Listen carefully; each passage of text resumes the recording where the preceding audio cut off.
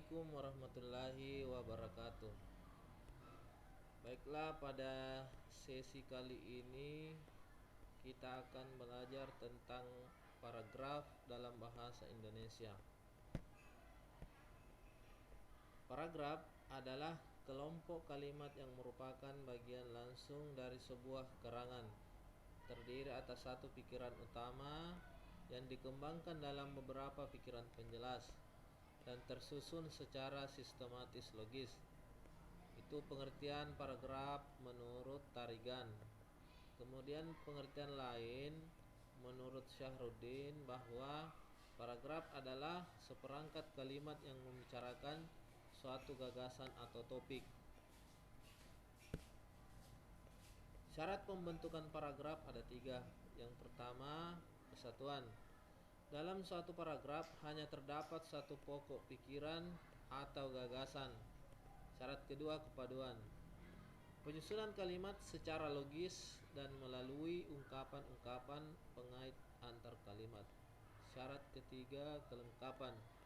Berisi kalimat-kalimat penjelas yang cukup untuk menunjang kejelasan kalimat utama. Beberapa kata transisi yang biasa kita gunakan dalam paragraf itu ada beberapa macam. Yang pertama, hubungan tambahan. Yang kedua, hubungan pertentangan. Yang ketiga, hubungan perbandingan. Yang keempat, hubungan akibat. Yang kelima, hubungan tujuan. Yang keenam, hubungan singkatan. Ketujuh, hubungan waktu. Dan yang kedelapan, hubungan tempat. Pada hubungan tambahan ini dapat digunakan kata-kata berikut, yaitu lebih lagi, selanjutnya, tambahan pula, di samping itu, lalu, berikutnya, demikian pula, begitu juga, dan lagi pula. Pada hubungan pertentangan dapat digunakan kata-kata berikut: akan tetapi, namun, bagaimanapun, walaupun, sebaliknya, meskipun, lain halnya. Kemudian hubungan perbandingan dapat digunakan kata-kata berikut: sama dengan itu, dalam hal yang demikian, sehubungan dengan itu. Hubungan akibat dapat digunakan kata-kata berikut: oleh sebab itu, jadi, akibatnya, oleh karena itu, maka. Hubungan tujuan dapat digunakan kata-kata berikut: untuk itu, untuk, maksud itu. Hubungan singkatan dapat digunakan kata-kata berikut: singkatnya, pendeknya, akhirnya, pada umumnya, dengan kata lain, sebagai simpulan. Hubungan waktu dapat digunakan kata-kata berikut: sementara itu, segera, setelah itu, beberapa saat kemudian. Selanjutnya, hubungan tempat dapat digunakan kata-kata berikut: berdekatan dengan itu. Ini contoh paragraf yang bisa kita lihat. Belum ada isyarat jelas bahwa masyarakat sudah menarik tabungan deposito mereka. Sementara itu, Bursa Efek Indonesia mulai goncang menampung serbuan para pemburu saham. Agaknya pemilik-pemilik uang berusaha meraih sebanyak-banyaknya saham yang dijual di bursa. Oleh karena itu, Bursa Efek berusaha menampung minat pemilik uang yang menggebu-gebu. Akibatnya, indeks harga saham gabungan dalam tempo cepat melampaui angka 100%. Bahkan kemarin IHSG itu meloncat ke tingkat 101,828%. Inilah contoh sebuah paragraf yang menggunakan syarat pembentukan paragraf dan di dalamnya terdapat kata-kata transisi. Pembagian paragraf menurut jenisnya ada 3, yaitu paragraf pembuka, paragraf pengembang, dan paragraf penutup.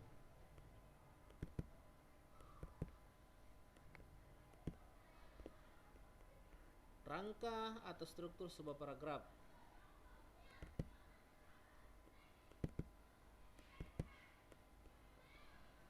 Pertama, transisi. Transisi adalah penghubung antar paragraf. Penghubung ini bisa berupa kata, kelompok kata atau kalimat, kata sambung antar kalimat seperti akan tetapi, dengan demikian, jadi, dan oleh sebab itu dapat digunakan sebagai transisi. Kemudian pikiran utama. Pikiran utama adalah inti persoalan atau gagasan yang ingin disampaikan dalam paragraf. Pikiran utama ini bisa terdapat secara tersurat dalam kalimat tertentu, bisa juga tersirat dalam keseluruhan uraian dalam paragraf yang bersangkutan. Selanjutnya, pikiran penjelas. Pikiran penjelas adalah rincian atau uraian pikiran yang menjelaskan gagasan atau inti persoalan karena merupakan penjelas. Pikiran penjelas biasanya terdiri atas beberapa kalimat. Kemudian penegas. Penegas ini adalah bagian paragraf yang menegaskan inti persoalan atau pikiran utama dalam paragraf. Fungsi penegas ada dua, yaitu sebagai pengulang atau penegas dan sebagai unsur yang menambah daya tarik sebuah paragraf, menghindarkan kejemuan pembaca. Jenis paragraf berdasarkan pola pikir. Yang pertama, paragraf deduktif. Paragraf deduktif merupakan paragraf yang dimulai dengan inti uraian yang kemudian diikuti oleh penjelasan. Dengan kata lain, pikiran utamanya diletakkan di awal, kemudian diikuti pikiran penjelas. Contohnya, akibat krisis ekonomi, harga sebagian bahan pokok bergerak naik. Beras setahun ini berharga 1.500 per liter, kemudian menjadi Rp2.000. Gula pasir yang semula 3.000 per kilo melonjak menjadi 4.500 per kilogram. Minyak kelapa yang dulu 2.000 per kilogramnya kini berubah menjadi 4.500 per kilogram. Demikian juga bahan makanan pokok yang lain, semua naik hampir mencapai 100%.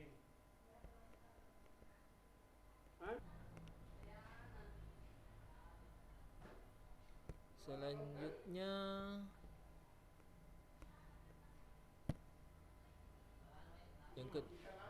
yang kedua, paragraf deduktif.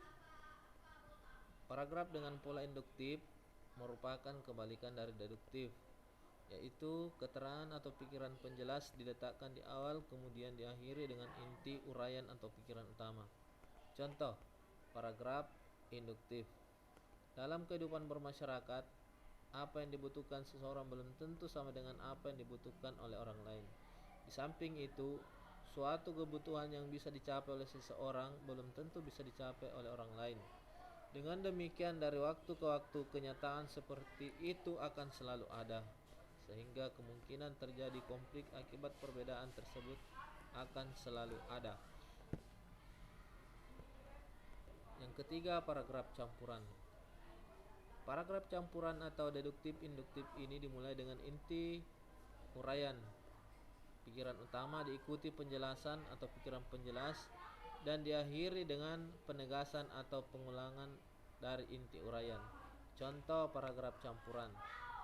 Semua manusia pasti akan mati. Para penguasa yang disebut kaisar, sultan, raja, presiden, meskipun hidup dengan fasilitas yang serba mewah, mereka mati juga. Begitu pula para ahli bela diri yang setiap hari memperkekar otot-otot tubuhnya dengan macam-macam pelatihan dan menu makanan yang lengkap, akhirnya mati. Orang-orang suci mulai dari para nabi sampai kiai yang doanya selalu atau hampir dikabulkan Tuhan, tetapi doa untuk tidak mati tidak pernah terkabul. Jadi manusia di dunia ini tidak akan bisa hidup abadi.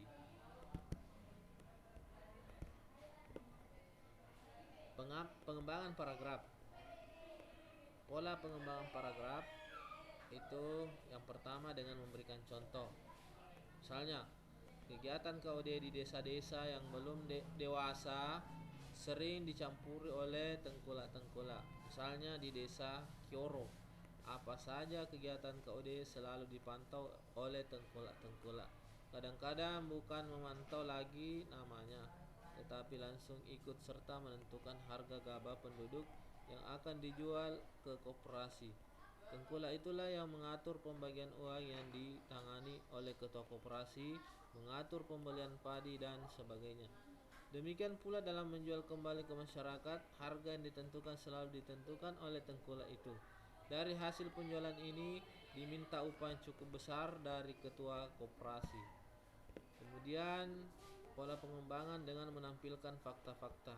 Ini contoh paragrafnya. Bisa kita baca. Yang ketiga, pengembangan paragraf dengan memberikan alasan-alasan. Ini contoh paragrafnya. Dan yang terakhir, pengembangan paragraf dengan bercerita. Nah, demikian sekilas materi tentang pola pengembangan paragraf dalam bahasa Indonesia. Saya akhiri dengan ucapan wassalamualaikum warahmatullahi wabarakatuh.